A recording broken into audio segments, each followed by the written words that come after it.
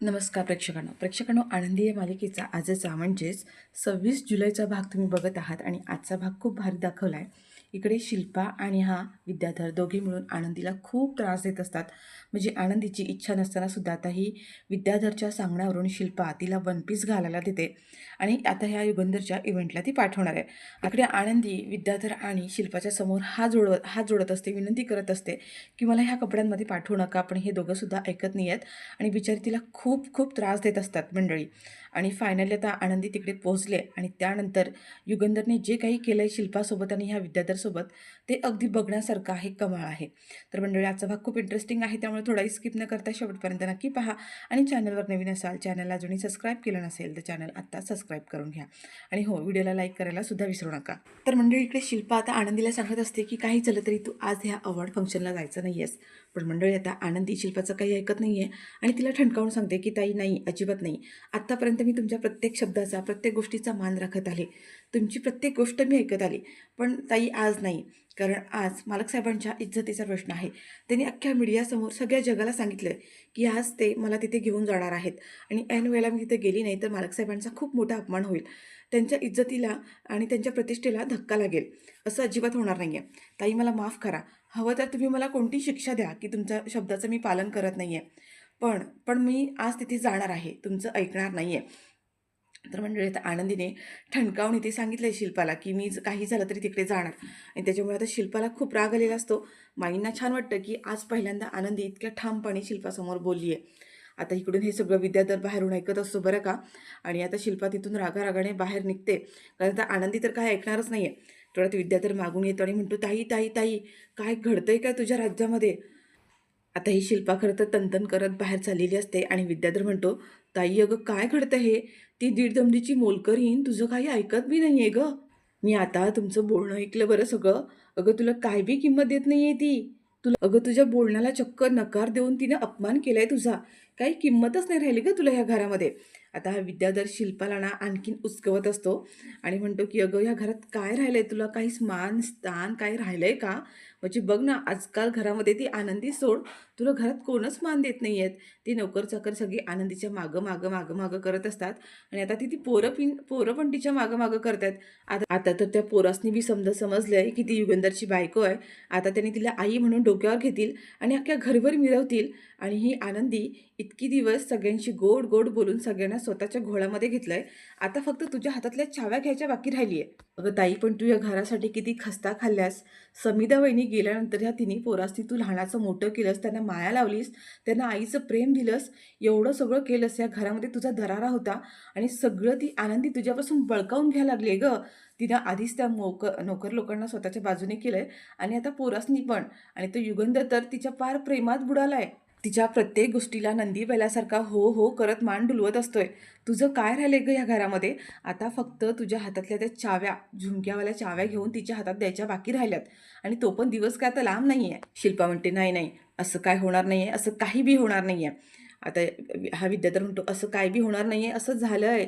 आता काय व्हायचं राहिलं आहे अगं. ती पोरंसुद्धा तिच्या मागं मागं करतात आहेत आणि तरीसुद्धा तुला असं म्हणायचं आहे की असं काय होणार नाही आहे. शिल्पा आता खरंच चिडलेली असते आणि तिच्या मनात खरंच भीती निर्माण झाली की खरंच आता सगळं असंच होत चाललंय. त्यावर विद्याधर म्हणतो की ताई, तुला जर असं वाटतं ना की असं काही बी व्हायला नको आहे आणि ही आनंदी सगळ्यांच्या मनातून उतरली पाहिजे, तर माझ्याकडे एक भन्नाट प्लॅन आहे. बघ, मी जसं सांगतो तसं केलंस ना, तर त्या आनंदी युगंधर समोर तिला मान खालावी लागेल आणि युगंधरच्या मनातून ती कायमची उतरल. तेव्हा आता हा विद्याधर आहे ना, आनंदीला आपलं सॉरी शिल्पाला जो काही प्लॅन आहे तो सांगतो आणि शिल्पा म्हणते की चांगला प्लॅन आहे. आणि आता त्याचप्रमाणे आता शिल्पासुद्धा करणार असते. तर मंडळी आता इकडे दाखवलं की आनंदी इथे समिधाच्या फोटोजवळ येते आणि समिधाला म्हणते की समिधाताई, आज मालक साहेबांना खूप मोठा पुरस्कार मिळणार आहे आणि मला माहिती आहे त्या सगळ्याचं क्रेडिट सगळं तुमचंच आहे. आणि आज मी मालक साहेबांसोबत त्यांची पत्नी म्हणून जरी त्या पुरस्काराला जाणार असले, तरीसुद्धा त्यांच्या आयुष्यामध्ये बायको म्हणून पहिलं स्थान हे कायम तुमचंच असणार आहे. आणि हे सगळं बोलत असताना मंडळी मागून ही आता शिल्पा येते आणि आनंदीच्या खांद्यावर हात ठेवते. आता आनंदीने तिच्या स्पर्शाने लगेच ओळखलंय की ताई तुम्ही. आता ही शिल्पा म्हणते की हो, आनंदी आनंदी सॉरी, असं म्हणून ती ना आनंदीला घट्ट अशी मिठी मारते. आता मंडळी आनंदीला ना खूप मोठा धक्का बसला आहे की शिल्पाताई आणि तिला मिठी मारतात आहेत. आता हा सीन आहे ना बराच वेळ दाखवला आहे. शिल्पा तर हे सगळं खोटं खोटं नाटक करते ते तर कळतं आहे, पण आनंदीला मात्र हे सगळं आता खरं वाटायला लागतं. आनंदी म्हणते, शिल्पाताई काय झालं? आणि तेवढ्यात आता माई आणि बापू पण येतात आणि माई बापूंना पण बघून हे आश्चर्यच वाटतंय. नक्की ही शिल्पा काय करते काय? म्हणजे ती आता बापूंना म्हणते की माझा ना माझ्या डोळ्यांवर विश्वासच बसत नाही आहे हो. समोर जे घडतंय ते खरं आहे का? बापू म्हणतात की अगं सेम मला पण तेच होते, माझा पण विश्वास बसत नाहीये. शिल्पा चक्क आनंदीला मिठी मारतीये. आनंदी म्हणते की शिल्पाताई काय झालं? शिल्पा म्हणते, आनंदी माझी खूप मोठी चूक झाली. म्हणजे मी तुला समजण्यात खूप मोठी चूक केली आहे. तू घरासाठी या घरासाठी इतकं काही करतीये, युगंधरसाठी इतकं काही केलं, मुलांसाठी इतकं काही केलं. म्हणजे तू आल्यापासून घरावरची बरीचशी संकटं दूर झाली आहेत आणि मी तुझ्याशी आत्तापर्यंत कसं वागत आली आहे. खरंच मला ह्या सगळ्या गोष्टींचा ना पश्चाताप होतोय. म्हणजे मला सगळ्या गोष्टींना आता रिअलाईज होत आहेत. मगाशी जेव्हा तू युगंधरबद्दल म्हणालीस ना, तेव्हा खरं तर माझे डोळे उघडले आणि खरंच मी खरं तर तुझी माफी मागायला आली आहे. आनंदी खरंच मला माफ करशील का? खरंच मला माफ कर. माझी खूप मोठी चूक झाली आहे.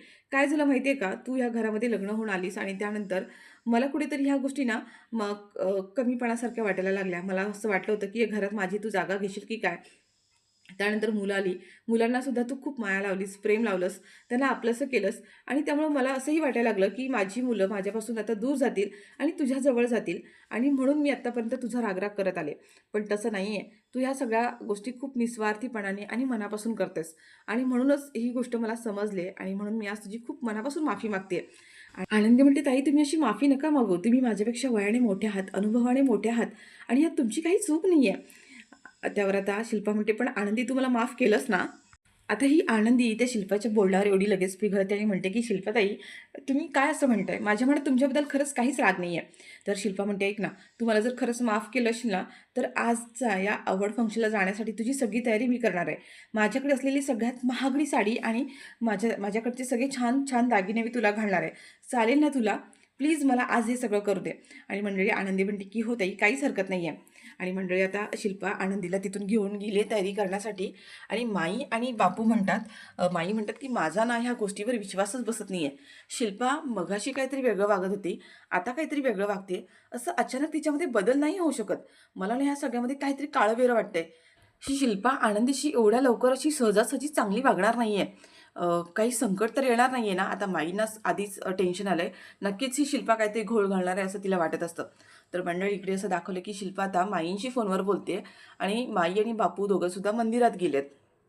आणि ती आता माईंना म्हणत असते की माई तुम्ही अजिबात काळजी करू नका. आनंदीची छान तयारी करते मी. मी बोलली ना तिला की माझ्याकडची नऊवारी साडी आणि छान दागिने घालणार आहे तिला मी. पारंपरिक अशी छान तयारी करणार आहे.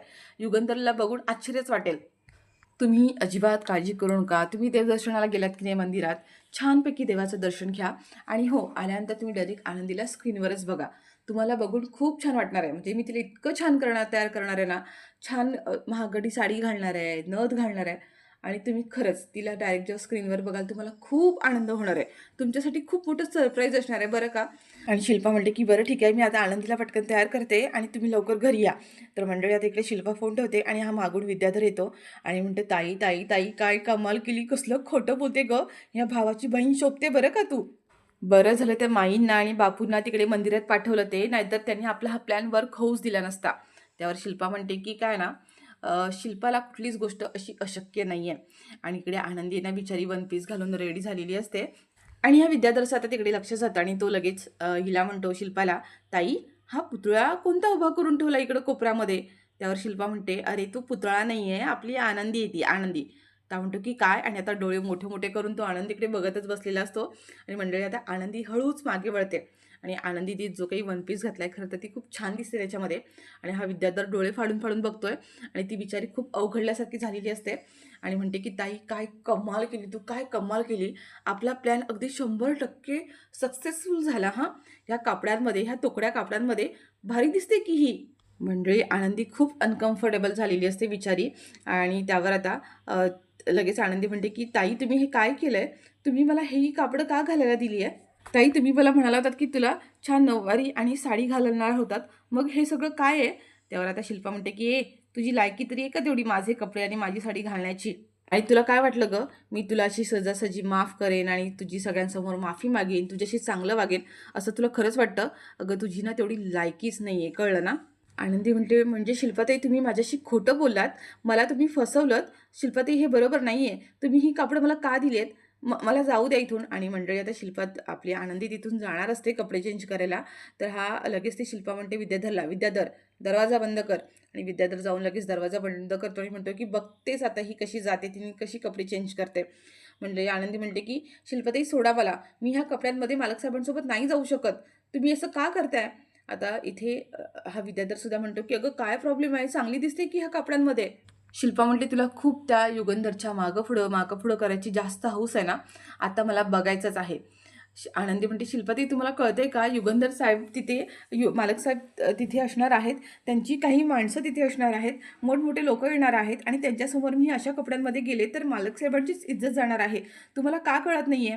आनंदी म्हणते, "शिल्पाताई मी तुमच्यासमोर हात जोडते, तुमच्या पाया पडते, तुम्हाला विनंती करते, प्लीज, प्लीज ऐका माझं, मला जाऊ द्या."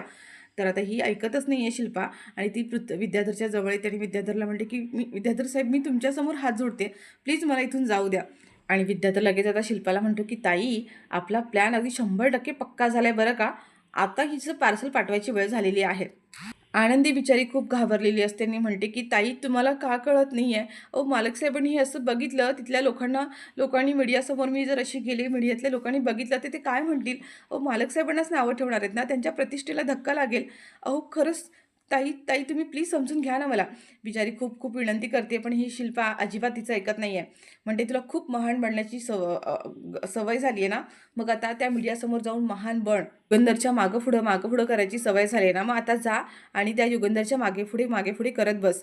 तर मंडळी आता इकडे असं दाखवलंय, की हिने जी शिल्पाने जे काही केलंय ते खूप वाईट केलंय बरं का आनंदीसोबत.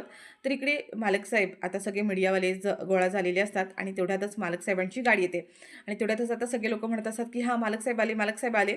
आणि सगळेजण आता कॅमेरा वगैरे घेऊन तिथे रेडी झालेले असतात आणि युगंधर आता गाडीमधून बाहेर पडतो आणि त्याने छान आता पारंपरिक पोशाख घातलेला आहे, म्हणजे आपला महाराष्ट्रीयन पोशाख घातलेला आहे आणि तो सगळ्यांच्या समोर आल्यानंतर मीडियावाले जे लोक आहेत ना, आता ते प्रश्न विचारतात, की मालक साहेब तुम्ही एकट्याच आल्यात आणि आपल्या तुमच्या मालकीनबाई म्हणजेच आनंदी मॅडम सगळेजण आनंदी मॅडमची वाट पाहत आहेत, त्या कधी येणार आहेत?" आता मालक साहेब सगळ्यांना सांगत असतात, की काय ना लेडीज लोकांना थोडासा उशीर होतो आणि हा एवढ्या कार्यक्रमासाठी पारंपरिक पोशाख, पैठणी, नऊवारी साडी घालणार त्याच्यामुळे थोडंसं त्यांना वेळ लागतो तयारीसाठी. येतील पण लवकरच येतील. आणि मंडळी आता हा युगंधर आहे ना, तिच्या पोशाखाबद्दल बरंच कौतुक करत असतो इथे, की ती नऊवारी वगैरे घालणार आहे आणि दागिने वगैरे घालायला वेळ वगैरे लागेल आणि लोकांना सुद्धा आता एक्साइटमेंट आली आहे, की मालक साहेबांनी सुद्धा असा पारंपरिक पोशाख घातला आहे. आनंदी मॅडमसुद्धा येणार आहेत. लोकं म्हणत असतात, की आम्ही खूप एक्सायटेड आहोत आनंदी मॅडमला बघण्यासाठी. तर मंडळी आता हे सगळं दाखवलंय. तर हा विद्याधर आता इकडे असं म्हणत असतो, की "ताई तिकडे हा युगंधर छाती काढून सगळ्या लोकांना मीडियासमोर सांगत असेल, की माझी बायको पारंपरिक पोशाख घालून, साडी घालून येणार म्हणून आणि तिथे तो सगळ्यांसमोर हिला बघून तोंडावर पडणार आहे आणि तो बघण्यात ना काय मज्जा येणार आहे म्हणून सांगतो." तर मंडळी आता इकडे मीडियासमोर सुद्धा युगंधरचं बोलणं सुरू आहे आणि आनंदी बिचारी अक्षरशः रडायला लागलेली असते आणि तेवढ्यात आता ही शिल्पा म्हणते, की "विद्याधर गाडीवाल्याला, ड्रायव्हरला फोन कर आणि त्याला गाडी रेडी करायला सांग." आनंदी म्हणते, "ताई प्लीज मी पाया पडते हो, ऐका ना माझं."